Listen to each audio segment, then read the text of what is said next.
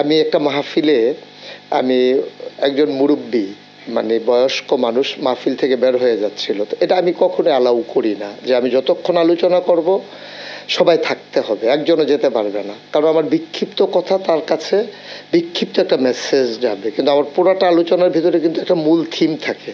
তো সে যদি অর্ধেক শুনে চলে যায় তাহলে তো সে আমার মূল থিমটা পেল না। তো ও যখন চলে যাচ্ছিল আমি তখন ডেকে বলছিলাম যে আমার মতো করে আমি যে মুরব্বী মানে যাওয়া যাবে না, এটাই ইশারায় বলছিলাম। তো এটাই ভাবে যে আপনার ছেলেরা এইভাবে নেবে এটা আমি বুঝি নাই। তো এটার ভিতরে ওরা একটা আনন্দ খুঁজে পেয়েছে, এবং সরকারের বদল হওয়ার কারণে এখন যে সমস্ত মানুষগুলো মুরব্বির কাতারে ছিল যারা যখন পালিয়ে যাচ্ছে সেখানে ওই কথাটা চলে যায়, এটা যায় প্রসঙ্গক্রমেই যায়। এবং আমি একটা কথা বলেছিলাম যে এক লোক বের হয়েছে দাড়ি টাড়ি কামাই একবারে সমান, এখন সালমান এফ রহমান যখন দাড়ি কামিয়ে ফেলেছে তখন আমার কথাটা ওর সাথে হুবহু মিলে গেছে। আমি কিন্তু সালমান এফ রহমানের দাড়ি কামানো দেখে ওয়াচ করিনি, ওয়াচ করেছিলাম আগে, আর প্রসঙ্গ তো মিলে গেছে এখন এসে। তো এখন যখন যাই আমার গ্রামে হোক বাইরে হোক শহরে হোক আমি দেখি রিক্সার পেছনে লেখা মুরব্বী, তারপরে আমার ছেলেরা যখন গ্রাফিতি করেছে ওয়ালে ওয়ালে সেখানে লেখা আছে, তারপরে সোশ্যাল মিডিয়া আপনি যদি 100 রিলস দেখেন সেখানে দেখবেন 50টা রিলস হচ্ছে মুরব্বী। তারপরে আমি আজকে গতকালকে আমি গাড়িতে বসে বসে দেখছিলাম যে বিদেশি একটা লোক, তারে বোধহয় বাংলাদেশের কোনো একটা লোক শিখিয়ে দিয়েছে, সে আরবির সাথে মিশিয়ে বলতেছে মুরব্বী মুরব্বী, মানে ওটা বুঝতে পারছে এটা একটা আনন্দ ঘন বিষয়। 250-টিরও বেশি ডিজাইন অপশন নিয়ে ওয়ালটন স্মার্ট ফ্রিজ, বোঝে আপনার প্রয়োজন। তা এটা নিয়ে আসলে আমরা তো খুব দুঃখী মানুষ, বাংলাদেশের মানুষ, আমরা আনন্দের উপলক্ষ খুব কম পাই। মানুষগুলো যখন গুম হয়ে গেল, বাচ্চাগুলো ঈদের দিন সকালবেলা নতুন জামা কাপড় পরে অপেক্ষায় আছে, বাবা আসলে আঙ্গুলে ধরে ধরে ঈদগাহে যাবে। আপনি বুঝবেন তার বেদনা, আপনি বুঝবেন তার না পাওয়ার কি চাওয়া। বাচ্চাটা কাপড় পরে মা সাজিয়ে দিয়েছেন, যাচ্ছে না, বাবা আসলে আঙ্গুলে ধরে ধরে ঈদগাহতে যাবে।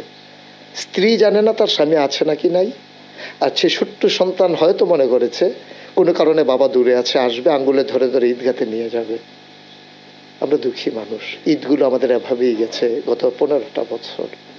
অনেক মানুষ গুম হওয়া, সে মানুষগুলো সন্তানগুলো ঈদের আনন্দ বুঝেনি, বিধবা না হয়েও বিধবার স্বাদ গ্রহণ করেছে আমার দেশের মায়েরা। আপনি বুঝবেন না এই যে কেমন আকুতি, সেই কষ্টের মাঝে দ্বিতীয় স্বাধীনতায় আমার মুরব্বী বলা যদি একটু আনন্দ দিতে পারে, আমি মনে করি 15 বছরের দুঃখ তাদেরকে ভুলিয়ে দেওয়ার জন্য একটা শব্দই যথেষ্ট। এই সময়ের যারা তরুণ মুরব্বীরা আছে তাদের উদ্দেশ্যে ছোট্ট একটা বার্তা দিবেন। আমি মনে করি যে যেদিন গেছে একেবারেই গেছে, কিছুই তার নেই বাকি। সুতরাং আমার যারা নতুন প্রজন্ম, আমি বারবার বলি তাদের চোখে আমি বিশ্ব দেখি, তাদের হৃদয়ে আমি ভাবতে শিখি। সুতরাং আমাকে যারা ফলো করে, আমার কথায় যারা আনন্দ পায়, আমার বেদনার্থ কথাগুলো যাদের হৃদয়ে রক্তক্ষরণ ঘটিয়ে চোখে অশ্রু হয়ে ঝরে পড়ে, আমি তাদের জন্যে এই চ্যানেল আইয়ের মাধ্যমে আমার বার্তা হচ্ছে আমরা জেগে উঠি, আমরা গর্জে উঠি, আমরা জানিয়ে দিই আমরা ছিলাম, আমরা আছি, আমরাই থাকবো ইনশাআল্লাহ। আর এই ভবিষ্যৎ বাংলাদেশ বিনির্মাণে আমার এই ছেলেগুলো, আমার এই ভবিষ্যৎ প্রজন্ম তারা এগিয়ে যাবে সম্মুখ পানে।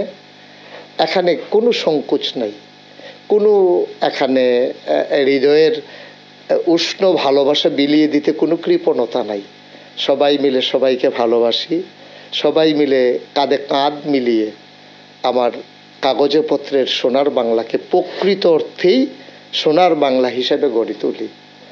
মুরব্বী মুরব্বী যেমন করে বলেছিলাম ওঠা যাবে না, আমি যুবকদেরকে বলি হে যুবক তুমি এগিয়ে যাও সম্মুখ পানে, থেমে যাওয়া যাবে না।